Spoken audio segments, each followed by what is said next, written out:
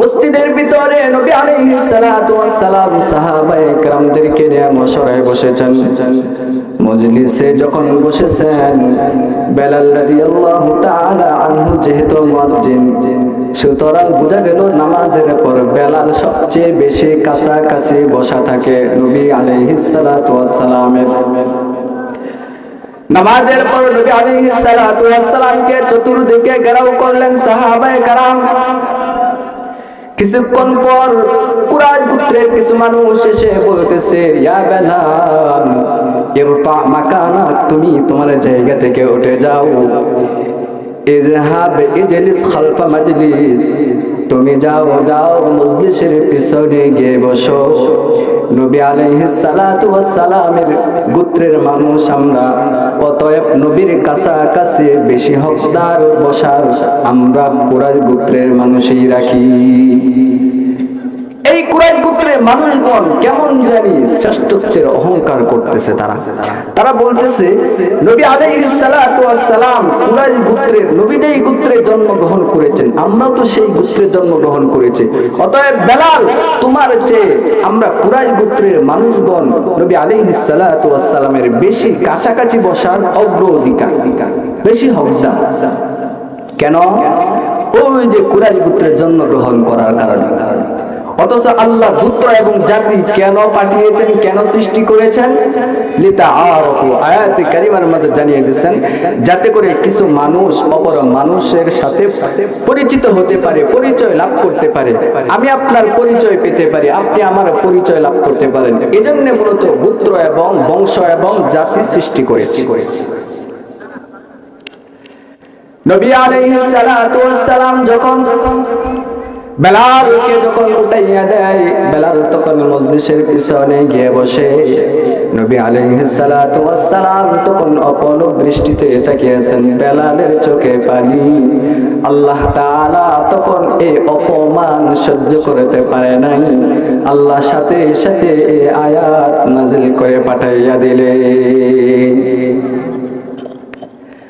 এই হলো আমার প্রেক্ষাপট। এই আয়াতে কারিমার দুইটা প্রেক্ষাপট, দুটোটা প্রেক্ষাপট বললাম। এবার আসি সংক্ষিপ্ত আকারে আয়াতে কারিমার তাফসীর জানা নিয়ে। আল্লাহ তাআলা কোরআনের মাঝে জানাইয়া দেয়, ইয়া আইয়ুহান নাসু ইন্না খালাকনাকুম মিন যাকারিন ওয়া উনসা ওয়া জাআলনাকুম শুউবা ওয়া قبائل لتعارفوا إن أكرمكم عند الله أتقاكم إن الله عليم خبير। এই আয়াতে কারিমার শেষ অংশ, ইন্না আকরামাকুম ইনদাল্লাহি আতকাকুম, এই শব্দটুকু তাফসীর করব সংক্ষিপ্ত আকারে। ইন্না আকরামাকুম ইনদাল্লাহি আতকাকুম, আল্লাহ তাআলা এই আয়াতের মাধ্যমে জানাইয়া দেয়, ও দুনিয়ার মানুষ, তোমরা যে যত সম্পত্তির মালিক হও না কেন, যে যত গাড়ি বাড়ির মালিক হও না কেন, যে যত টাকা পয়সার মালিক হও না কেন, আমার কাছে সম্মানিত ব্যক্তি একমাত্র তারাই যাদের ভিতরে আমি আল্লাহ তাআলার ভয় আছে।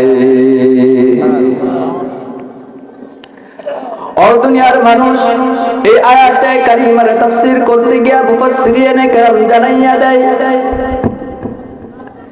লাইসা তাফাদুলু বাইনান নাসি ইনদাল্লাহি বিকাসরাতিল মাল।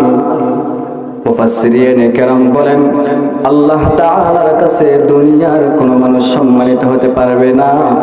বিকাসরাতিল মাল, দুনিয়ার মানুষ সম্পদের আধিক্যতার কারণে দুনিয়ার কোনো মানুষ আল্লাহ তাআলার কাছে সম্মানিত হতে পারবে না। এখান থেকে বোঝা যায়, আমরা যতই টাকা পয়সা অর্জন করি না কেন, ধন দৌলত অর্জন করি না কেন, গাড়ি বাড়ি অর্জন করি না কেন, আল্লাহ তাআলার কাছে সম্মানিত হওয়ার মাধ্যম একটাই, সেটা কি? সেটা শুধুমাত্র তাকওয়া। মুসলমান মুমিন এই টাকা পয়সা তাহলে মানুষকে আল্লাহ তাআলা কেন দেয়? আল্লাহ তাআলা কোরআনের মাঝে জানাইয়া দেয়, ফাআম্মাল ইনসানু ইযা মাবতালাহু রাব্বুহু ফাআকরামাহু ওয়া না'আমা ফায়াকুলু রাব্বি আকরামান।